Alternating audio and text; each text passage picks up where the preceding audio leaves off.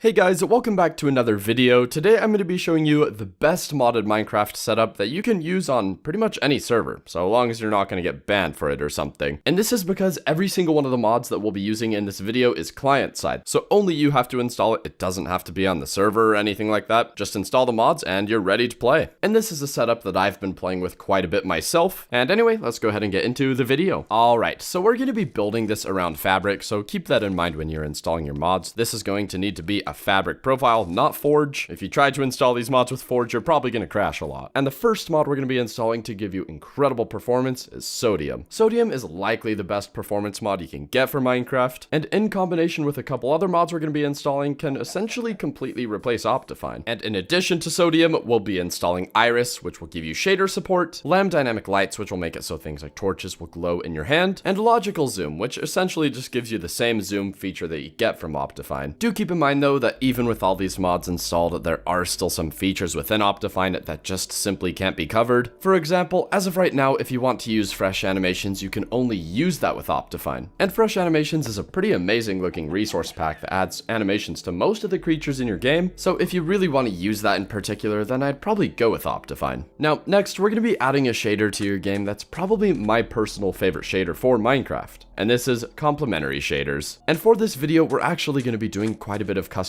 to the shader, and I'll show you all the settings that I'm using. And in order to be able to use shader settings with Iris at this moment, you're gonna need to go to the Discord for Iris and download the versions that you can find there which allow you to customize shaders. But anyway, into the settings, we're gonna be going into the sky section first, and I've set vanilla sun/moon overlay to on and shader sun/moon off. And this is gonna return the sun and moon to their more default appearance, in which they are squares, which I tend to like a bit more. Next, in night sky settings, I've set shader star count to high and then turned galaxies on and set the galaxy brightness to 0.1. And I've turned the galaxy on because I think it looks absolutely amazing. However, I've turned its brightness down quite a bit so it's not overly distracting. Next, in the water section, I've turned on water refraction, water absorption, and projected caustics. And all of these settings combine to make water look absolutely phenomenal and easily worth the performance loss if you can afford it. In shadows, I've enabled the colored shadows setting, and in world, then fog settings, I've enabled nether smoke. After that, in the materials section, then integrated PBR settings, then emissive ores. I either disable all emissive overworld ores, or just disable copper and iron. In my opinion, there's just a bit too much iron and copper, and it looks a little bit cluttered with them enabled. And if you don't want diamonds to be a bit too easy to find, then you're probably going to want to at least disable that one. And finally, within materials, and in rain puddle settings, I've enabled rain puddles, which, as you probably guess, will give you rain puddles. And there's many other settings you can change in this shader if you think they look good. For example, in materials, integrated PBR settings, and emissive textures, you can turn on noise coded textures, which gives the textures in your game the appearance of being higher resolution, which can be really nice on the eyes. Really, any additional settings, or I guess the ones I showed to you, are just purely up to you and whatever you think looks best. And now, moving on from the shaders, we're going to be installing the physics mod. And I've really installed this mod for one particular feature, and this is the ragdolls. Ragdolls just make killing mobs that much more fun, especially when you're, say, in a huge cave or on a tall cliff and you just knock a mob into the depths below. It really just makes it that much more satisfying. And you can customize each mob individually. For example, if you want creepers to actually explode when you kill them, you can do that. And generally, when I play with this mod in vanilla survival, I'll have most of the settings disabled because I find them a bit distracting, although some of them can be a bit more subtle, like physics crack particles.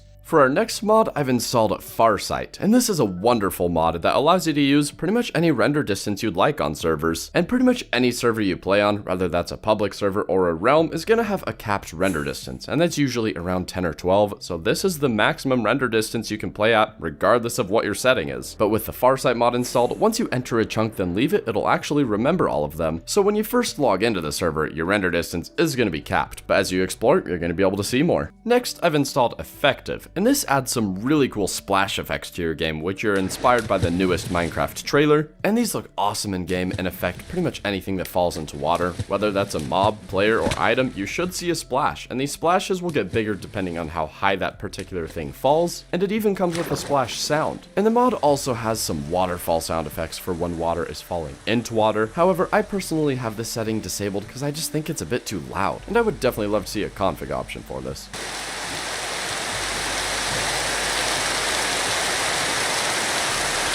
And this is fine if you're playing alone, but if you're playing with someone else, good luck hearing them. For our next mod, we have Illuminations, which is also made by the same creator as the effective mod. And Illuminations adds various glowing items throughout your world, which you'll come across in many different locations, and these range from fireflies to glowing leaf-looking petals in the water to strange souls that fly around in the nether. And this mod just does a great job of adding some visual ambience to your game. Next, I've installed Presence Footsteps, which has for a very long time been one of my favorite sound mods available for Minecraft. And this mod makes it so most block types in the game have their own unique sound when you walk on them. And all of these sounds are really high quality and sound exactly how you would expect it to. Leaves have a nice crunchy sound when you walk around on them. When you walk on chests, it sounds as if you're walking on creaky wood. And pretty much every other block in the game just has a cool sound effect. It's just a great mod to have installed and kind of makes you realize just how similar all of the blocks sound when you walk on them. After this, I've installed Sound Physics Remastered, and this is another mod that adds some really nice reverb into caves, although I think this just may be the best one that does it. And I've always just loved the effect of adding reverb to caves in Minecraft. It makes them feel bigger, and I just love hearing the echoes of mobs in the distance. It's just a really cool effect. Next up, I've installed the Falling Leaves mod, and this is a simple mod that just makes it so whenever you're in a forest, you'll notice small falling leaves coming from trees. And you can customize just how many of these leaves will be falling, along with the size, and this is just a nice subtle effect that you'll notice makes forests look that much better. For our next mod, I've installed Better Third Person, and this mod makes third person in Minecraft actually kind of enjoyable. In vanilla Minecraft, third person feels very restrictive as you can't turn your character around whatsoever, but with this mod installed, you can walk in a full 360. So you can do things like sprinting in virtually any direction, and it just makes third person feel a lot smoother. And this is how third person just tends to be in most games, and it's certainly a mod worth having installed. Nearing the end, I've installed Zero's World Map and optionally Zero's Minimap.